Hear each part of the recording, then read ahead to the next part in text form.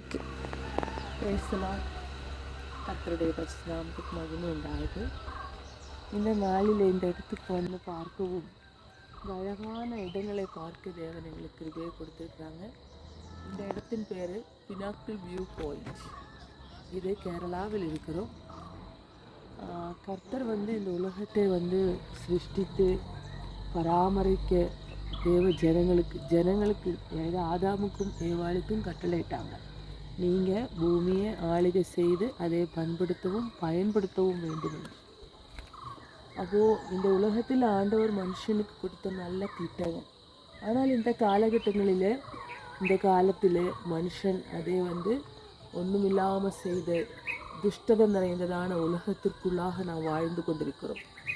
ஆனால் ஒரு காரியம் நிச்சயம், தேவன் நமக்கு வாக்கு கொடுத்துருக்குறாங்க. தேவன் தம்முடைய ஒரே பேரான குமாரனை விசுவாசிக்கிறவன் அவன் கெட்டு போகாமல் நித்திய ஜீவனை அடையும்படி அவர் இவ்வளவாய் உலகத்தில் அன்பு கூர்ந்தார். கர்த்தர் வந்து பரமபிதா தம்முடைய குமாரனை நமக்கு கொடுத்து, நமக்கு ரட்சிப்புன்ற அடையாளத்தை கொடுத்து, ரட்சிப்பை கொடுத்து இந்த ஜனங்களை மீட்டு கொண்டாங்க. இந்த காலத்திலும் இந்த துஷ்டதை நிறைஞ்சதான இந்த உலகத்திலே கர்த்தர் வந்து யாரெல்லாம் அவரில் அன்பு கூர்ந்து அவரில் விசுவாசம் உள்ளவராக இருக்கிறாங்களோ அவங்களுக்கு பாதுகாப்பும் ரட்சிப்பும் ஆண்டவர் கொடுத்துருக்கார். கர்த்தர் உங்கள் அனைவரையும் ஆசீர்வதிக்கட்டும்.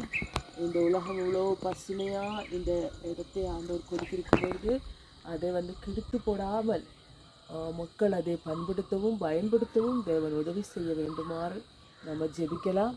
கர்த்தர் உங்கள் அனைவரையும் ஆசீர்வதிப்பாராக. ஆமென்.